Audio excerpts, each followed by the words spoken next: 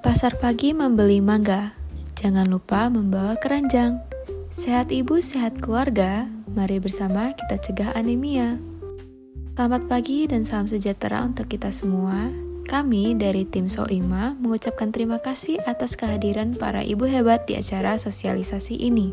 Pada kesempatan kali ini, kita akan belajar bersama mengenai anemia pada ibu hamil, bagaimana cara mencegahnya, dan menjaga kesehatan ibu dan calon buah hati. Apa sih anemia itu? Jadi, anemia merupakan kondisi di mana kadar hemoglobin dalam tubuh mengalami penurunan. Hemoglobin adalah bagian dari sel darah merah yang terdiri dari zat besi. Kadar normal hemoglobin pada wanita yaitu sebesar 12-14 gram per desiliter, sedangkan pada pria yaitu sebesar 13-16 gram per desiliter. Kemudian, seberapa banyak sih orang yang menderita anemia? Nah, di sini dikatakan bahwa ada sebanyak 1,92 miliar orang di dunia mengalami anemia. Jenis kelamin yang paling banyak menderita anemia adalah wanita. Sebanyak 85% ibu hamil yang menderita anemia. Lalu, akibat anemia pada ibu hamil atau pada kondisi kehamilan dapat membahayakan ibu dan janin karena dapat meningkatkan resiko morbiditas dan kematian. Jika tidak segera ditangani, dapat menyebabkan persalinan prematur, aborsi, pendarahan berlebih, dan kematian ibu.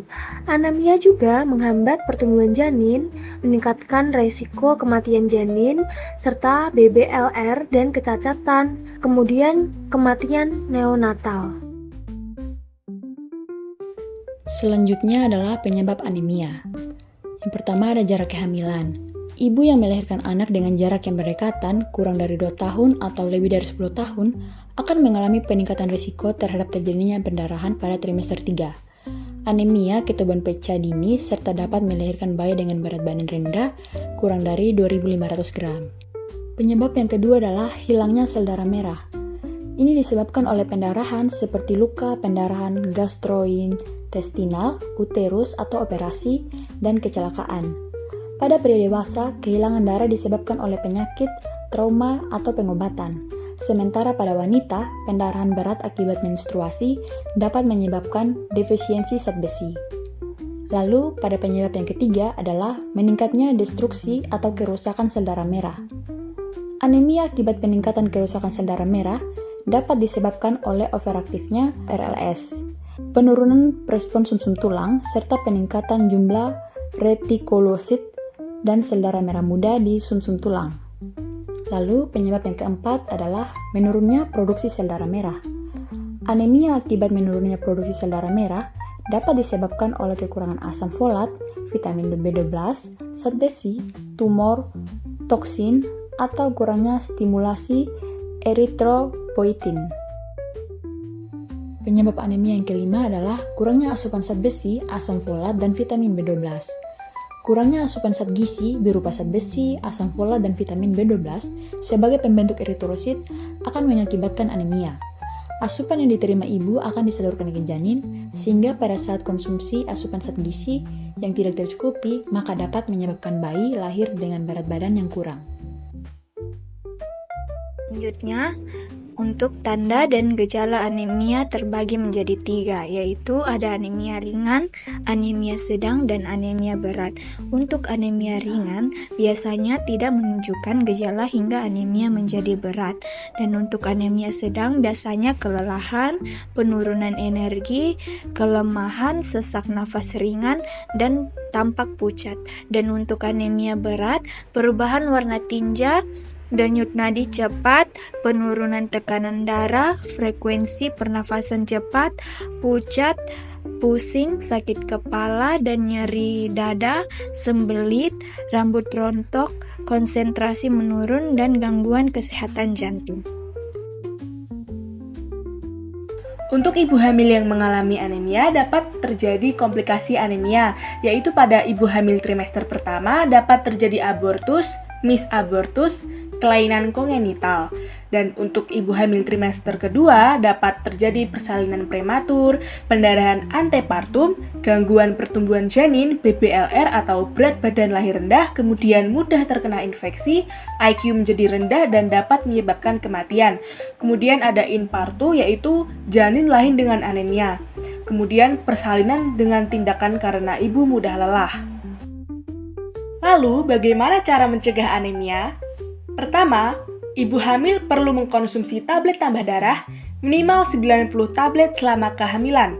Pengonsumsian tablet tambah darah dapat membantu pemenuhan kebutuhan Fe atau zat besi harian bagi ibu hamil selama masa kehamilan. Tubuh memerlukan zat besi dalam proses pembentukan sel darah merah.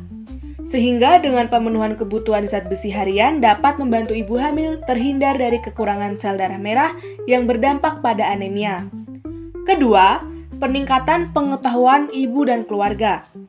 Peningkatan pengetahuan sekaligus perubahan sikap menjadi lebih positif dapat dilakukan dengan melakukan program edukasi mengenai anemia atau meriset informasi dari internet. Adanya peningkatan pengetahuan dapat menambah informasi bagi ibu dalam pemilihan makanan yang kaya akan zat besi, serta menyadari akan pentingnya pengonsumsian tablet tambah darah. Ketiga, ada memperhatikan jarak kehamilan. Kehamilan yang berisiko adalah jarak kehamilan yang kurang dari 2 tahun. Jarak kehamilan yang terlalu dekat akan memberikan efek secara langsung bagi wanita atau ibu hamil terhadap kesehatannya termasuk janin yang dikandungnya.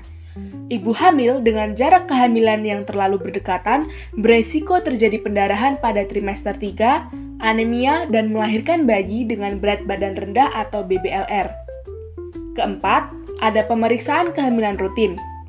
Pemeriksaan rutin dilakukan sebanyak 4 kali dalam masa kehamilan. Pemeriksaan rutin kehamilan juga melibatkan pemeriksaan kadar hemoglobin. Adanya pemeriksaan kadar hemoglobin dalam darah dapat digunakan sebagai parameter dalam mengetahui seseorang mengalami atau anemia atau tidak. Makanan yang dianjurkan dan cara pengolahannya untuk mencegah anemia pada ibu hamil. Yang pertama, makanan yang bersumber zat besi seperti daging merah, yaitu daging sapi, daging ayam, dan hati ayam. Cara pengolahannya dipanggang, direbus, atau ditumis dengan sedikit minyak. Hindari menggoreng berlebihan. Kemudian ada ikan, seperti ikan salmon, ikan tuna, atau ikan sarden. Cara pengolahannya dikukus atau dipanggang untuk menjaga kandungan gizinya. Kemudian ada sayuran hijau seperti bayam dan brokoli. Cara pengolahannya rebus sebentar atau tumis ringan agar kandungan zat besi tetap terjaga. Kemudian makanan yang bersumber vitamin C seperti buah-buahan, yaitu jeruk, stroberi, mangga, dan tomat. Cara pengolahannya, konsumsi segar sebagai cemilan atau dibuat jus tanpa tambahan gula. Kemudian ada sayuran juga seperti paprika merah dan brokoli.